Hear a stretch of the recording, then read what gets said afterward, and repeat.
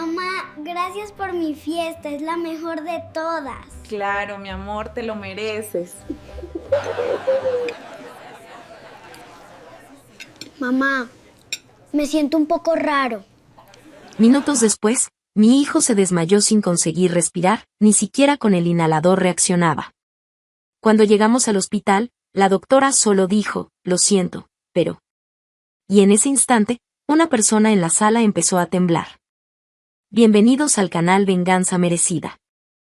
El día en que mi hijo casi murió, yo me desperté convencida de que iba a ser uno de los días más felices de nuestra vida.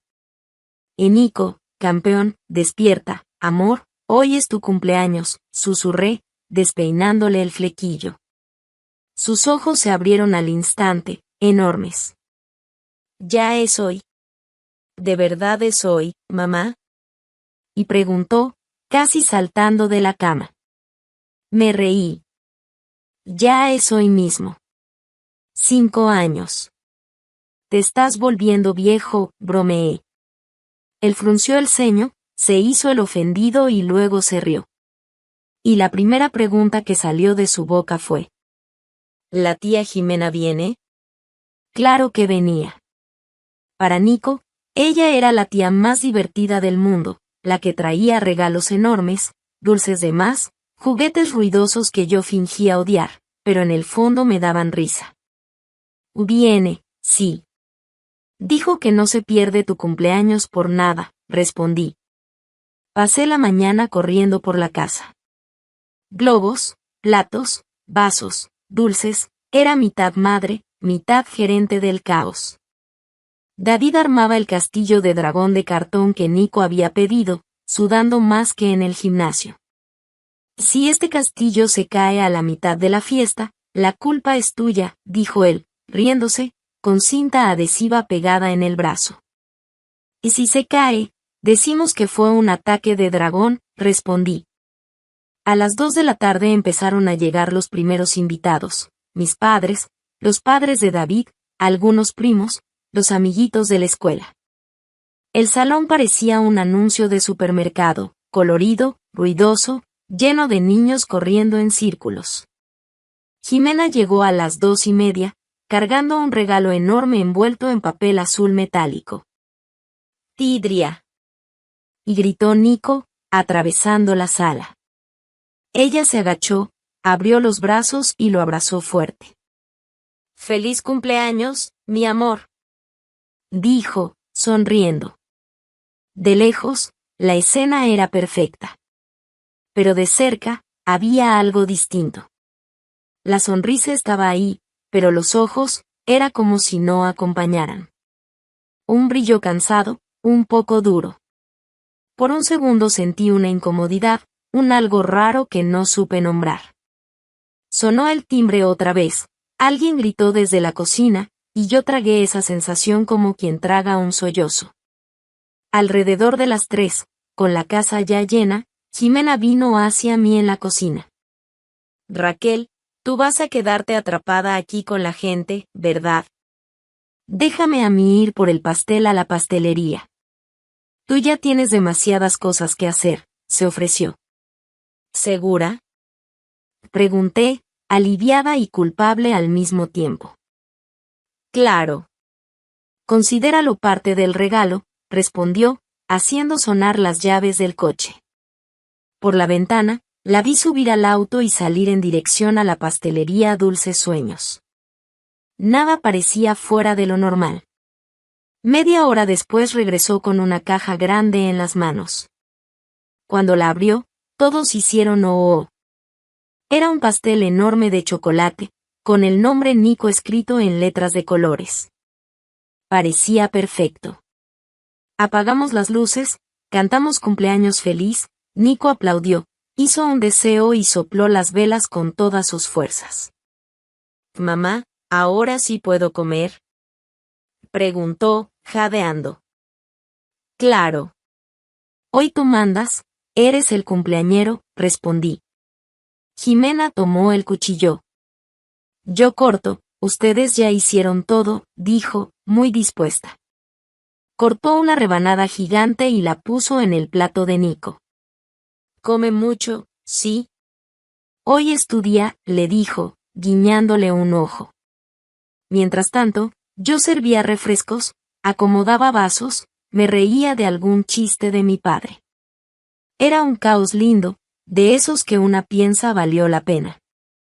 3 minutos después, escuché un sonido extraño. Una especie de tos ahogada. Cuando me giré, Nico estaba quieto, con la mano en el cuello. Hijo. Lo llamé, pensando que estaba haciendo alguna broma. Su rostro empezó a ponerse rojo, luego manchado. Tragaba aire con dificultad, con los ojos muy abiertos. Y no, puedo, murmuró, con la voz ronca. El mundo desapareció. Solté todo y corrí hacia él. Es alergia. Y grité, David, el EpiPen. Ahora. Mi marido entendió al instante. Nico tenía alergia grave al maní. Vivíamos en modo alerta. El EpiPen estaba siempre en su mochila, en el mismo bolsillo, en el mismo lugar.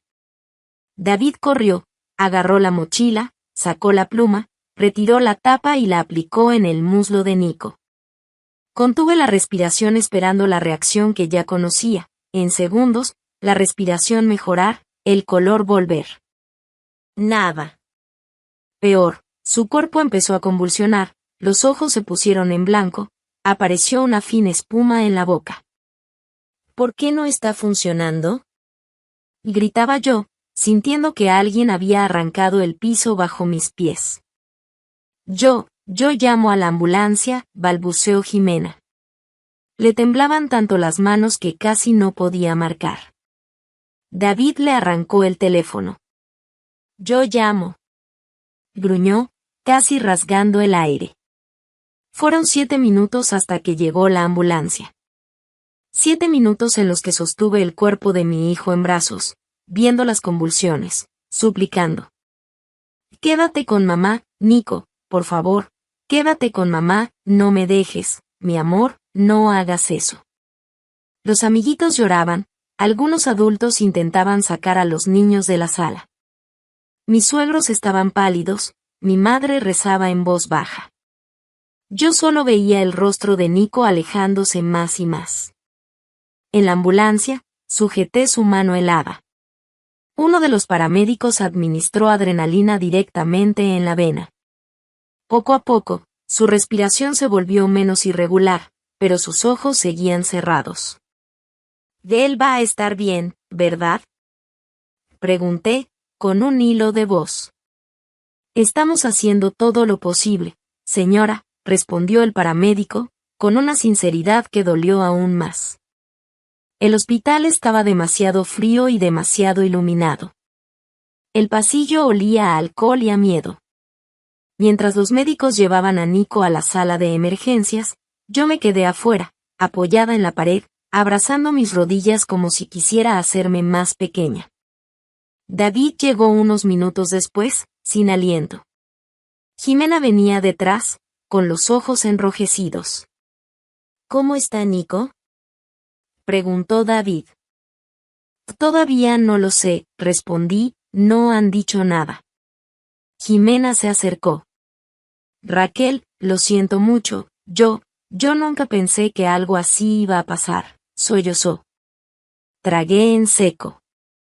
Del pastel no tenía nada de maní, ¿verdad?, pregunté. Ella vaciló un segundo. No, yo pregunté en la pastelería. Me aseguraron que no, contestó, demasiado rápido, mirando al suelo. Algo ahí no encajaba. Antes de que pudiera insistir, la puerta de emergencia se abrió. Una médica de bata blanca, expresión seria, se acercó. ¿Señora Martínez?, preguntó. Salté de la silla. Soy yo. Su rostro se suavizó un poco. Su hijo está estable por ahora. Fue una crisis fuerte, pero logramos estabilizar su respiración. Vamos a mantenerlo en observación, dijo, pero necesitamos hablar con calma sobre lo que encontramos en los exámenes. El corazón se me disparó. Fue alergia al maní, ¿no?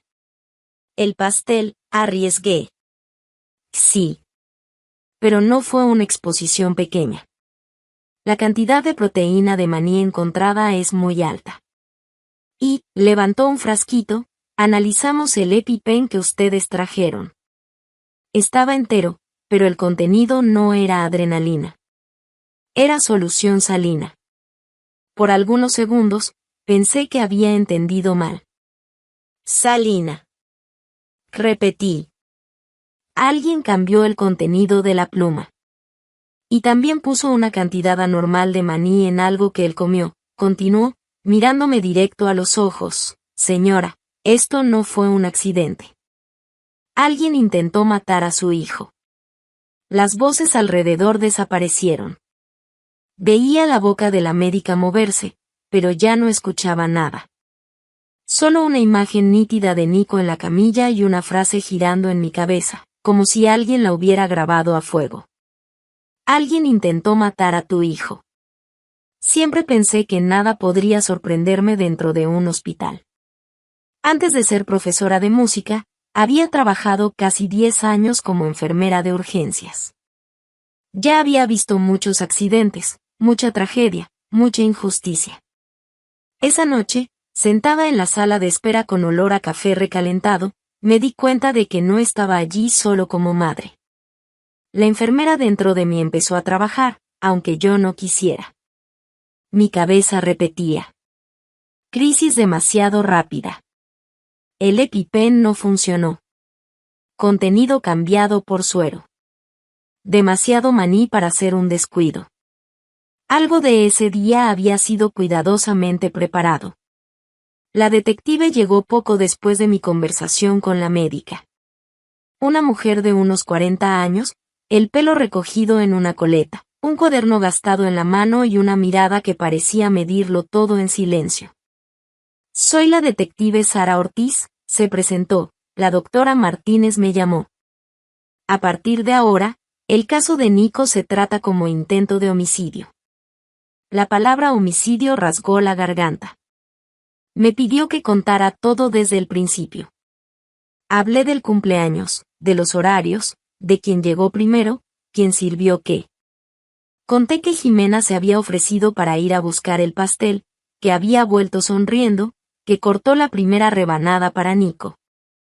¿Quién tiene acceso a la mochila donde guardan el EpiPen? Preguntó. Yo, David. A veces mis padres, mis suegros, respondí, y en ese momento un recuerdo me golpeó como un flash. Jimena. Ayer estuvo toda la tarde aquí. Subió al cuarto de Nico para dejar el regalo. Se quedó arriba como 30 minutos sola. En ese momento me había parecido hasta tierno. Hoy, suena demasiado importante como para ignorarlo. 30 minutos es mucho tiempo solo para dejar un regalo, comentó la detective, anotando. David, que estaba a mi lado, se movió en la silla. Es mi hermana, Sara. ¿Está sugiriendo qué? Y empezó. No estoy sugiriendo nada todavía, lo cortó, tranquila, solo necesito todos los datos. Después de horas en el hospital, David se ofreció a quedarse con Nico. Yo necesitaba buscar ropa, medicamentos, documentos. Y, en el fondo, necesitaba volver a la escena del crimen, aunque la policía aún la llamara residencia. Cuando abrí la puerta de casa, la fiesta seguía flotando en el aire, globos desinflándose, recuerdos a medias, vasos vacíos sobre la mesa. Ese escenario de alegría congelada me dio ganas de llorar. Subí despacio al cuarto de Nico. La habitación tenía el olor familiar de champú infantil y plástico de juguetes. Su mochilita estaba en un rincón, tirada. La agarré, abrí el bolsillo del EpiPen. El cierre estaba cerrado, pero no como yo siempre lo dejaba. Puede sonar a manía, pero soy meticulosa con esas cosas. Siempre alineaba el tirador con una costura específica. Ahora estaba unos centímetros más allá. Un detalle pequeño. pero en urgencias, los detalles salvan o matan. Entonces vi, en el suelo, cerca de la cama, un brillo distinto. Me agaché y recogí algo, una tapita plástica de jeringa. Quien ha trabajado en un hospital la reconoce enseguida. El corazón se me aceleró. En casa nadie usaba jeringas. Nico no tenía nada inyectable. Yo tampoco. Entonces, ¿de dónde había salido? Guardé la tapita en una bolsita transparente. Sabía que, sola, no probaba nada. Pero junto con el EpiPen adulterado, empezaba a dibujar un escenario. Bajé al despacho de David. Había un tema que siempre evitaba, el testamento de mi suegro. David siempre se quejó de que su padre había sido injusto con Jimena, pero yo nunca quise escuchar detalles. Ese día, cada detalle importaba. Mi suegro había fallecido hacía poco más de un año. El testamento se había leído después de su muerte, pero David guardaba una copia en el archivo. Abrí el cajón donde él guardaba documentos importantes. Ahí estaba el sobre marrón con el apellido de la familia. Leí despacio, línea por línea. A mi hijo David, dejó la mayor parte de los bienes, por ser el único que dio continuidad a la sangre de la familia. A mi hija Jimena, dejó una cantidad menor, ya que, lamentablemente, no pudo tener hijos. Sentí náuseas. No era solo una diferencia de dinero. Era un mensaje: vales menos porque no eres madre. Cerré los ojos y una avalancha de recuerdos vino de golpe, Jimena esquivando conversaciones sobre embarazo, desapareciendo de algunos baby showers, aquella vez en que salí del baño y la encontré con los ojos rojos. Fingiendo que le había entrado champú. Nunca pregunté. Nunca quise meterme en la herida. Tomé el celular y escribí su nombre completo junto con la palabra infertilidad. Apareció la página de una ONG antigua, con testimonios. Abrí. 10 años de tratamientos. 5 fecundaciones in vitro, todas fallidas. Mi marido decía que la culpa era mía. Nos separamos. A veces siento que mi vida se quedó en la sala de espera de una clínica. Me apretó el pecho. Su dolor era real. Pero una idea martillaba. El dolor real no da permiso para destruir a otra persona. Le mandé un mensaje a la detective Sara. Encontré cosas importantes aquí en casa, ¿puede venir? Respondió enseguida, llego en 20 minutos. Cuando llegó, le mostré la tapita, el testamento, el testimonio de la ONG. Escuchó todo en silencio. Esto, aislado, no es prueba, dijo, seria, pero ayuda a entender un posible motivo. Lo más fuerte sigue siendo el EpiPen adulterado y lo que él comió. Tenemos que mirar el pastel. ¿Ya habló con la pastelería? Pregunté. Todavía no. ¿Quieres venir conmigo? Devolvió. La sala trasera de Dulces Sueños olía a azúcar y cansancio. El encargado estaba nervioso, repitiendo que jamás pondrían maní en algo sin avisar. Abrió el archivo de la cámara de seguridad y le dio play. A las 14:35, Jimena aparecía recogiendo el pastel en el mostrador, sonriendo, conversando. Firmaba algo, agradecía. Todo normal. A las 14:37, se veía en el estacionamiento, caminando hacia el coche, aún con la caja. A las 14:38, entraba en el coche, y se quedaba parada. No encendía el motor. Por el ángulo de la cámara, se veía la caja del pastel en su regazo. A las 14:40, abría el bolso y sacaba un frasquito y una jeringa.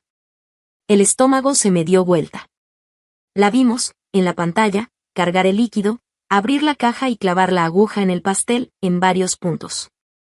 Cada movimiento era lento, preciso. No era alguien en medio de un ataque. Era alguien que sabía exactamente lo que estaba haciendo. A las 14:43, guardaba la jeringa y el frasco en el bolso, cerraba la caja con cuidado y entonces sí, encendía el coche. Cuando el video terminó, me temblaban tanto las manos que casi se me cayó el celular.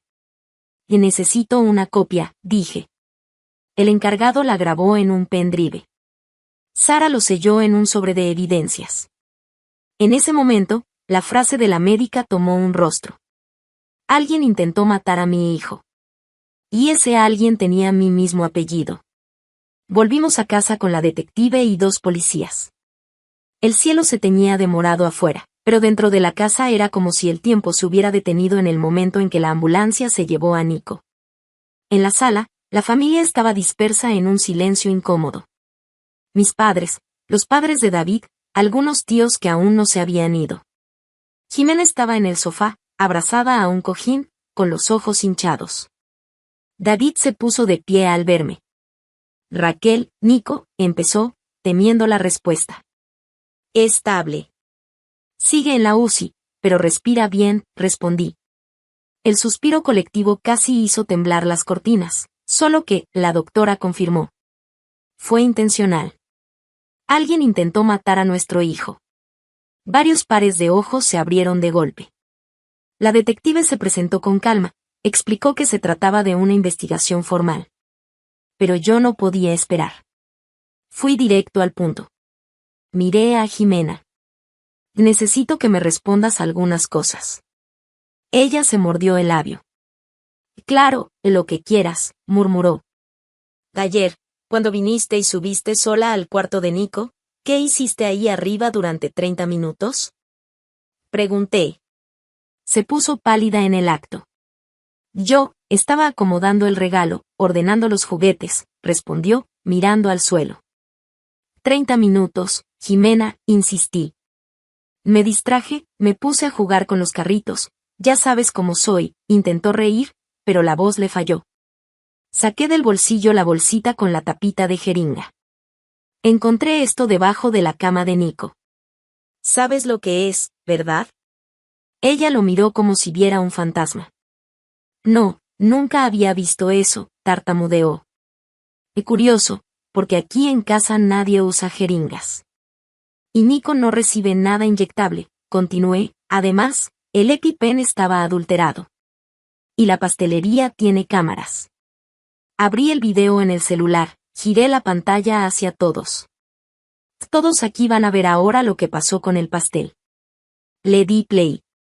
En la pantalla, Jimena aparecía en el coche, con la caja en el regazo, sacando un frasco, llenando la jeringa, inyectando el pastel con calma. La sala se quedó tan silenciosa que se oía el zumbido del refrigerador. Cuando el video terminó, David se llevó las manos a la cabeza. Y Jimena, fue todo lo que pudo decir. Ella empezó a temblar.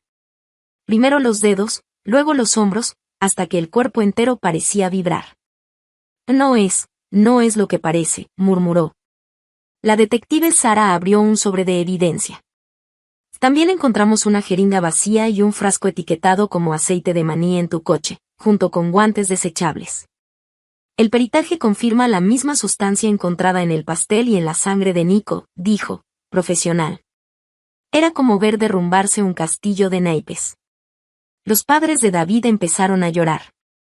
Mi suegra repetía no, mi hija, no puede ser, mientras mi suegro miraba la alfombra, rígido como piedra.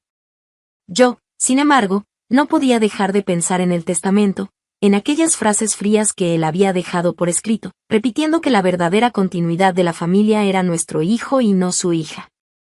Jimena apretó el cojín contra el pecho, respirando entrecortado. Yo solo quería que tú supieras, empezó, con la voz enganchada. ¿Que yo supiera qué? Pregunté, con lágrimas corriendo, ¿cómo se siente ver a tu hijo convulsionar en el suelo? Sus ojos se llenaron de rabia y dolor. Yo solo quería que tú supieras lo que se siente cuando el suelo se abre bajo tus pies, escupió, lo que es tenerlo todo y, en un segundo, sentir que te lo quitan. Nadie se movió.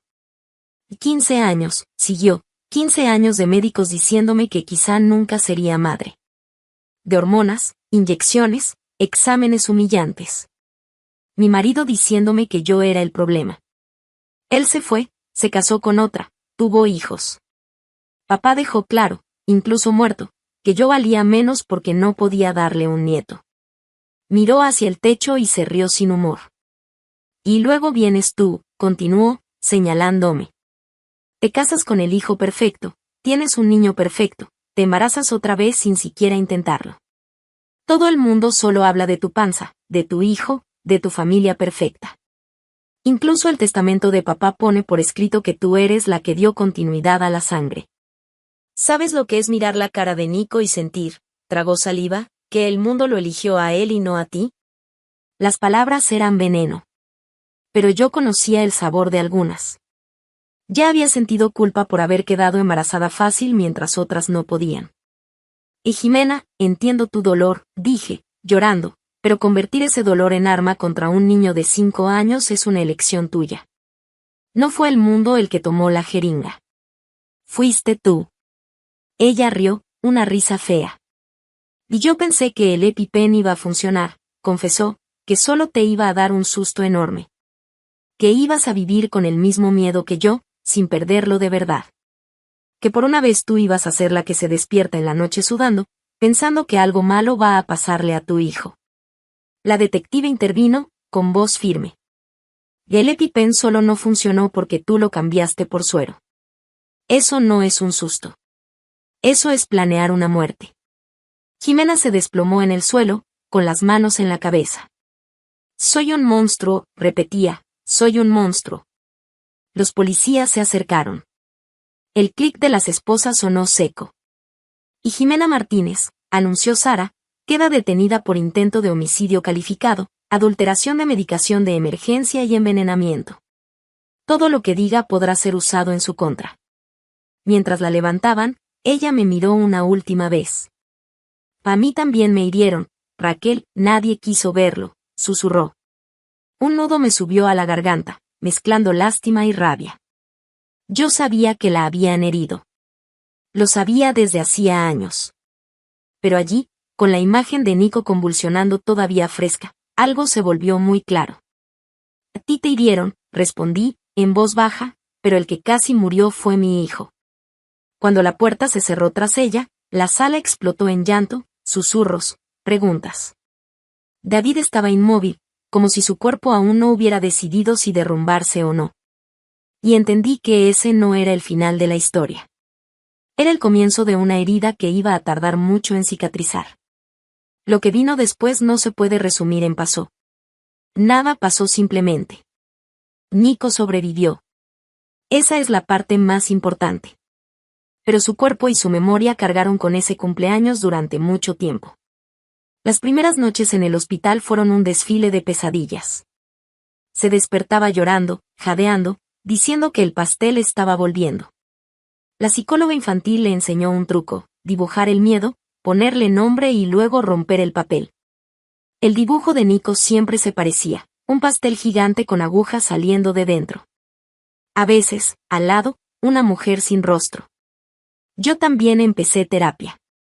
No solo por el intento de asesinato, sino por todo lo que había salido a la superficie, la culpa por no haber visto el dolor de Jimena, la rabia por el testamento de mi suegro, el miedo irracional a cualquier fiesta. A cualquier comida. Un día, la terapeuta preguntó. Si retrocedes mentalmente, ¿consigues recordar señales del sufrimiento de Jimena? Pude. Decenas. Conversaciones cortadas, lágrimas escondidas en baños, bromas envenenadas cuando alguien anunciaba un embarazo. ¿Te sientes culpable por no haberla salvado antes? Insistió la terapeuta. Me siento culpable por no haber preguntado nada, respondí, yo veía que dolía, y cambiaba de tema. Como si mirar el dolor fuera peligroso. Ella anotó algo y dijo. Tú no eres responsable de la elección criminal que ella hizo. Pero sí puedes elegir qué haces con esta historia ahora. Esa frase se quedó dando vueltas. 6 meses después comenzó el juicio. Ver a Jimena en el banquillo fue casi tan doloroso como ver a Nico en la camilla. Estaba más delgada, sin maquillaje, con la mirada apagada. En la sala, el fiscal mostró el video de la pastelería. Cada frame era una puñalada. Presentó el peritaje del EpiPen adulterado, el frasco de aceite de maní encontrado en el coche, el diario donde ella escribió, palabra por palabra, el plan para hacer que Raquel sepa lo que es perder un hijo. La defensa habló de depresión, de infertilidad, de un padre cruel, de un sistema que había ignorado su sufrimiento. Todo cierto. Pero en el fondo yo sabía que había dos cosas distintas: el dolor que uno recibe y lo que hace con él. Al final, el juez leyó la sentencia. Y Jimena Martínez se la considera culpable de intento de homicidio calificado. Planeó durante semanas un ataque contra un menor indefenso, usando su alergia como arma. Queda condenada a 25 años de prisión, con tratamiento psiquiátrico obligatorio y orden de alejamiento permanente respecto de la víctima y de su familia. Ella solo cerró los ojos. Cuando pasó custodiada cerca de mí, murmuró: «Perdóname, por lo menos por Nico». No respondí.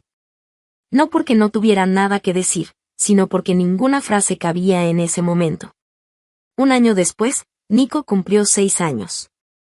La fiesta fue pequeña, familia cercana, 2 amigos, nada exagerado. Yo misma hice el pastel, revisé etiquetas, limpié 1000 veces la encimera. Antes de soplar las velas, me tomó de la mano y me llevó a un rincón. «Mamá, ¿este pastel es seguro de verdad?», preguntó. Me agaché hasta quedar a la altura de sus ojos. «Sí. Es seguro. No tiene maní ni nada escondido». Mamá leyó todo 3 veces, respondí, y el EpiPen está en su sitio, con el medicamento correcto. Él respiró hondo. «¿Y si me pongo mal otra vez?», insistió. «Así te pones mal, corremos al hospital y te ponen bien otra vez. Pero, sobre todo, nunca más vas a estar rodeado de gente fingiendo que todo está bien cuando no lo está. Ahora hablamos en serio, ¿recuerdas?», le dije. Él lo pensó y luego asintió. «Entonces está bien. Confío en ti», dijo, y me abrazó. Cuando sopló la vela, el nudo en mi garganta era de alivio. Esa escena, tan simple, tenía un peso que nadie de fuera podría medir. Mientras tanto, nuestra hija Luna había nacido. Al mismo tiempo que era una nueva luz en casa, también era un recordatorio constante de aquello que Jimena quiso y no logró tener. Tuve que hacer las paces con esa contradicción, agradecer por lo que tengo sin fingir que otros no sufren por lo que les falta. Fue entonces cuando entendí qué quería hacer con toda esta historia. Saqué mis viejos libros de enfermería, investigué sobre grupos de apoyo a la infertilidad y a padres de niños con alergias graves. Empecé en línea, ayudando a madres a entender etiquetas de alimentos, compartiendo consejos sobre adrenalina y primeros auxilios. Después acepté la invitación de una ONG para hablar en un encuentro de mujeres que lidiaban con infertilidad. Subí a un escenario pequeño, con las manos sudando, y conté la historia de Nico de forma cuidadosa, sin detalles que identificaran a Jimena, pero sin esconder lo esencial. Yo conocí a alguien que fue devorada por el dolor de no poder ser madre. Y en vez de pedir ayuda, dejó que ese dolor se volviera veneno. Casi mató a un niño. Ella sigue siendo responsable por lo que hizo. Pero el camino que la llevó hasta allí empezó en silencio, dije. Algunas mujeres lloraron. Una se me acercó después. Yo estaba empezando a sentir odio por cada mujer embarazada que veía en la calle. Hoy entendí hasta dónde podría llevarme eso, si no lo trabajo, confesó. Esa frase se me quedó grabada. Me di cuenta de que, si una sola persona ya había sentido ese tirón de freno por causa de nuestra historia, algo bueno estaba naciendo de nuestro trauma. Decidí formalizarlo. Con ayuda de la terapeuta, de la doctora Martínez y de la propia detective Sara, creamos un proyecto pequeño, círculos de conversación sobre infertilidad, dolor, límites, salud mental. Lo llamamos Esperanza más allá del dolor. No se trataba de dar lecciones de moral. Era crear un lugar donde alguien como Jimena pudiera decir, estoy a punto de explotar antes de, literalmente, hacer explotar la vida de otra persona. Nico, por su parte, se convirtió en nuestro pequeño guardián. Aprendió a leer etiquetas, a decir no puedo comer eso, a apartarse cuando no se siente seguro. Y, sin darse cuenta, enseñaba a los adultos a no minimizar el miedo de un niño. Una noche, ya casi a la hora de dormir, me preguntó. Mamá, ¿tú crees que la tía Jimena todavía piensa en nosotros? Respiré hondo. Y creo que sí. Creo que piensa sobre todo en ti, respondí. Yo todavía le tengo miedo, pero también me da tristeza, confesó. Las dos cosas pueden existir al mismo tiempo, expliqué. Miedo, porque hizo algo muy malo. Tristeza, porque alguien a quien queríamos se perdió en el camino. Se quedó callado unos segundos. ¿Le está mal sentir pena por ella?, preguntó, aunque me hizo daño. Y no está mal. Eso se llama compasión. Significa que ves el mal que hizo, pero también ves que es un ser humano herido. Eso no quiere decir que tengamos que dejarla cerca otra vez, le dije. Él sonrió un poco. Entonces ya sé. Le tengo compasión, pero no quiero pastel suyo nunca más, resumió. Nos reímos juntos. Era la forma infantil de poner límites muy claros. Hoy, mientras tú escuchas esta historia, Nico tiene 6 años, Luna balbucea palabras raras en la cuna y yo reparto mi tiempo entre dar clases de música y coordinar, una vez por semana, el grupo de esperanza más allá del dolor. Siempre termino los encuentros contando lo mismo. El dolor no es una elección. Nadie elige una alergia grave, nadie elige no poder embarazarse, nadie elige un testamento injusto. Pero convertir ese dolor en arma sí es una elección. Y si no hablamos de ese dolor, se cuela por las grietas, entra en el pastel, entra en la jeringa, envenena lo más inocente de una casa, un niño. Si llegaste hasta aquí conmigo, quiero pedirte una cosa. Para mí, toda esta historia se resume en 2 palabras. Veneno silencioso. Escribe ahí en los comentarios, veneno silencioso. No es para justificar a nadie. Es para recordar que, cada vez que fingimos no ver el dolor de alguien porque es de la familia, ese veneno tiene más oportunidad de crecer escondido. Y piensa, aunque sea solo para ti. ¿Alguna vez ignoraste una señal porque no querías crear problemas en la familia? Si un niño cerca de ti dijera tengo miedo o esto está raro, ¿lo escucharías de verdad o le mandarías callar para no exagerar? Yo ya elegí de qué lado quiero estar, del lado que protege a los niños, aunque eso signifique mirar de frente al monstruo que vive dentro de nuestra propia casa. Todos los días, cuando Nico corre por la sala y Luna me sonríe sin dientes, recuerdo una última cosa. El odio puede ser silencioso. Pero el amor que protege tiene que hacer ruido.